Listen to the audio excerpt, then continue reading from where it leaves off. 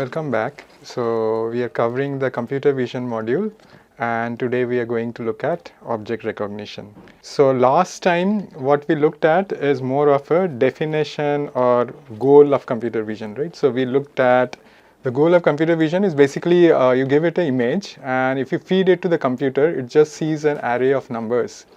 And how do you extract meaning from this array of numbers is what we want. So the computer should see as we see.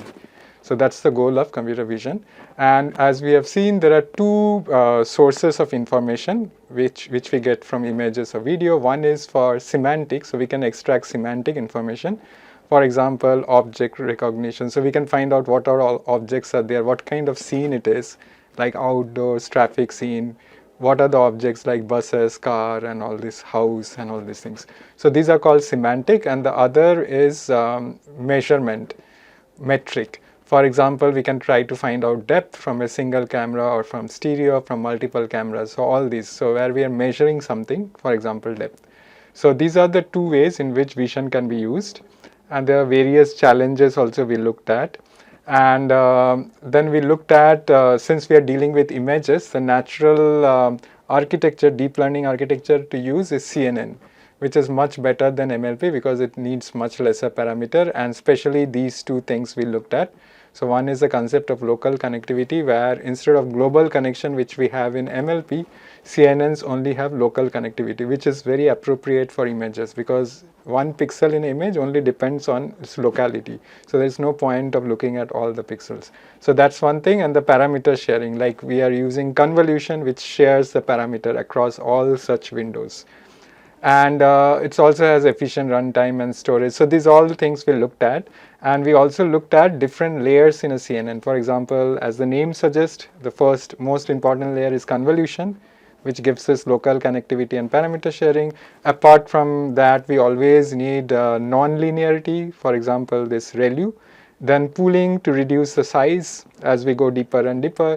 And fully connected layer is generally towards the end, we use fully connected layer. So these are the various layers in CNN, and our focus, as we have said in the course, will be, the first focus is object recognition, and then we'll see detection, then depth from single image, and then image preprocessing. So today's topic is recognition, so object recognition. So object recognition, the goal is that given an image, so the whole image is basically there is only one object in that whole image, and we have to find, or we have to output what object it is. So generally we'll assume set of discrete labels such as these, for example, cat, dog, truck, plane, and we have to find out which label it represents. For example, here it should be cat. So that's the goal of object recognition. And again, the problem, as we have said earlier, is that what the computer sees is just an array of number or matrices, and from there we have to find out what this object represents. So we have to find out a semantic meaning for what we are seeing. And this is a kind of repeat of what last time we saw. So what are the various challenges that we face? One is viewpoint variation, like we are looking at the cat, but when we look at from different views, it might appear very different. So that is one thing we have to be invariant to. So we irrespective of which view we are looking at, we should be able to recognize that it is the same object, right? And then illumination. So though it is all same objects, cat, but looking at various lighting levels, it's very difficult. In some sense, it is challenging. So what we have to do is still recognize it as same cat, right? And same for deformation also, since living entities, living beings are all deformable. So we have to say that it is the same cat, irrespective of the deformation. And many times there could be occlusion, background clutter and all, and we should still be able to say that it is the same object. Intra-class variations could be there, so many variations of colors and all. So, but still our architecture should be, so it should be good enough to again recognize the same object. Right? So these are all the challenges we are facing, and so we are going to look at architectures basically which can do this object recognition. So these are some of the architectures. So LeNet is a very old architecture, so it is almost the kind of the first architecture, so even before 2000.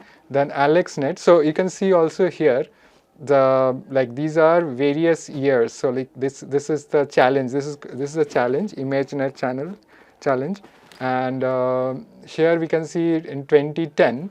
A shallow network, 2010 and 2011, it was shallow network. It was pre-deep learning network. Actually, it was not a network. It is basically you extract some features like SIFT features and all, and then you pass it through a like SVM, right? Support vector machine. So those kind of things. So this is before the era of artificial networks. And from 2012 is the first architecture, deep learning architecture. It has 8 layers, and it improved over the previous years by a huge margin, so 9% margin. So this is showing the error. So the error is reducing with time. So the transition from shallow to deep network itself was a huge jump, which is like 9% jump. And then we see the more and more, as more recent times, we can see that the error is reducing further and further. The networks are getting deeper also. For example, we have this 19-layer network, which is called VGG. This is VGGNet. It's 19 layers. Then 22 layers is GoogleNet, and ResNet could be 152 layers. AlexNet is the first one, 8 layers. And LeNet is the network which was there long before. I think just 4 layers or something. But actually LeNet, though it was there for a long time, there were other algorithms which were beating LeNet. For example, all this feature extraction using SIFT and all, like traditional methods, along with the SVM classifier, was beating LeNet at that time. So LeNet was not very famous. It is basically from AlexNet 2012 that this deep learning revolution started, and it's still going on. Still it is deep learning. Now no one almost uses any traditional manual kind of features. Okay. So here what we are going to look at is look through these various architectures, quickly go through all these architectures. So first one is LeNet. Okay, so LeNet is the most basic one. So it takes in this image, this input image, and so it's basically to CNN, right? The first layer that we see is a convolution layer. And the filter it is using is 5x5. So it uses 5x5 filters, and it is applied with a stride of 1. And then the next layer is subsampling or pooling layer. And here it uses a 2x2 window and with a stride of 2. So because it has a stride of 2, the size becomes half. Right? Again, this is followed by convolution. And again another pooling.